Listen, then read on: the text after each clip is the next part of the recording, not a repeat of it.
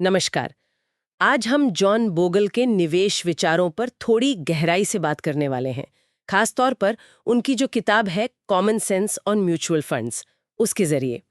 देखिए, निवेश की दुनिया में ना बहुत शोर है। हमारा मकसद है कि इस शोर से हटकर वो जो ठोस काम की बातें बोगल ने कहीं, मतलब वो सामान्य ज्ञान जो असल में कमाल के नतीजे दे सकता है, उसे निकालें। ये उन सब के लिए है जो समझदारी से पैसा बढ़ाना चाहते हैं, बिना ज्यादा तामझाम के। तो शुरुआत होती है एक बड़े सवाल से जो बोगल उठाते हैं। क्या ये म्यूचुअल फंड इंडस्ट्री सच में निवेशक के लिए है, या फिर कहीं ऐसा तो नहीं कि ये फंड मैनेजर्स के हितों को ज्यादा साध रही है? स्रोत इसी तरफ इशारा करते हैं, और यहीं पर बोगल का वो पहला और शायद सबसे दमदार विचार आता है। निवेश में लागत, मतलब कॉस्ट, सब कुछ है। सुनने में कितना आसान लगता है ना, पर इसे अक्सर हम, मतलब निवेशक, नजरअंदाज कर देते हैं। हाँ बिल्कुल। और ये सिर्फ वो सालाना फीस मतलब एक्सपेंस रेशियो ही नहीं है। स्रोत बताते हैं कि फंड के अंदर जो लगातार खरीद बिक्री होती है ना, उसकी लागत, पोर्टफोलियो टर्नओवर कॉस्ट कहते हैं जिसे। अच्छा, वो छुपी हुई लागतें। बिल्कुल। और फिर टैक्स भी तो है। ये सब मिलके निवेशक के मुनाफे का एक बड़ा हिस्सा खा जाते हैं। इसको ऐसे समझिए, किताब में एक उदाहरण भी है। मान लीजिए बाजार ने 7% रिटर्न दिया और आपके फंड की कुल लागत सब मिलाकर 2% है। बाप रे, तो ये 2% तो आपके मुनाफे का लगभग 30% ले गया। हाँ बिल्कुल। ये छोटी बात नहीं है, खासकर जब ये साल दर साल जुड़ता जाता है। पैसा तो ऐसे ही कम होता है। मतलब जो आप नहीं चुकाते, असल कमाई वही है। शायद इसीलिए विलियम शार्प, नोबेल विजेता, उन्होंने भी कहा था कि फंड चुनते समय सबसे पहले लागत देखो। पर अगर ये इतना साफ है तो लोग क्यों अनदेखा करते हैं इसे?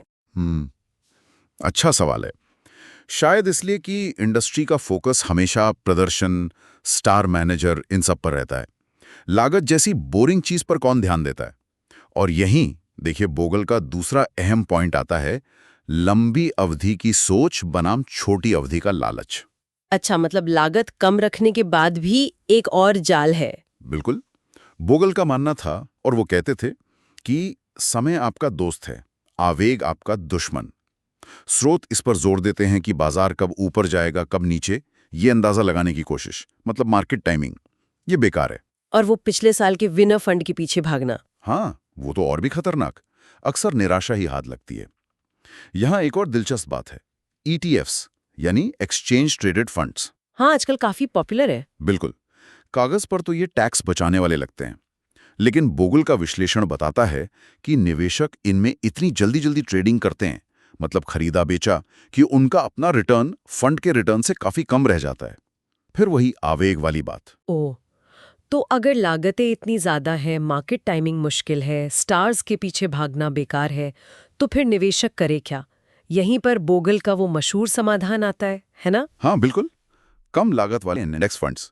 तर्क बहुत सीधा है। देखिए, अगर ज्यादातर एक्टिव मैनेजर अपने फीस काटने के बाद बाजार को हरा ही नहीं पाते, तो क्यों ना सिर्फ पूरे बाजार का रिटर्न ही ले लिया जाए, वो भी कम लागत पर। और इंडेक्स फंड यही करते हैं, बस मार्केट को कॉपी। हाँ बिल्कुल।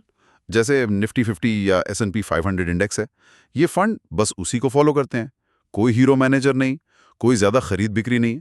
और आंकड़े भी ये दिखाते हैं, लंबे समय में जैसे अमेरिका में S&P 500 इंडेक्स फंड्स ने औसतन ज्यादातर एक्टिव फंड से बेहतर ही किया है। और वजह वही, कम लागत, कम उथल पुथल। लेकिन बोगल सिर्फ निवेश की रणनीति तक नहीं रुके, वो तो इस पूरे उद्योग के ढांचे पर ही सवाल उठाते हैं। ये शायद उनकी सबसे विवादास्पद बात रही होगी। सही कहा आपने। स्रोत बताते हैं कि ज्यादातर म्यूचुअल फंड कंपनियों के स्ट्रक्चर में ही एक दिक्कत है, हितों का टकराव, कॉन्फ्लिक्ट ऑफ इंटरेस्ट।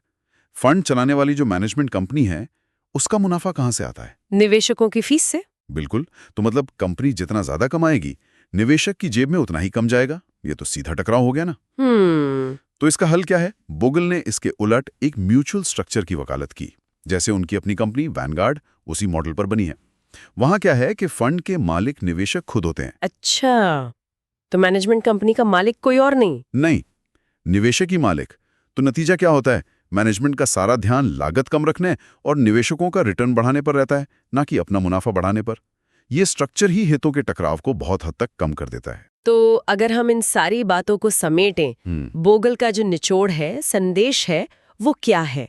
लागत कम रखो, लंबे समय तक टिके रहो, भावनाओं में मत बहो और शायद सादगी अपनाओ इंडेक्स फंड के जरिए। बिल्कुल सही, एकदम सटीक। और अंत में एक विचार छोड़ जाते हैं सोचने के लिए। स्रोत थॉमस पेन का जिक्र करते हैं।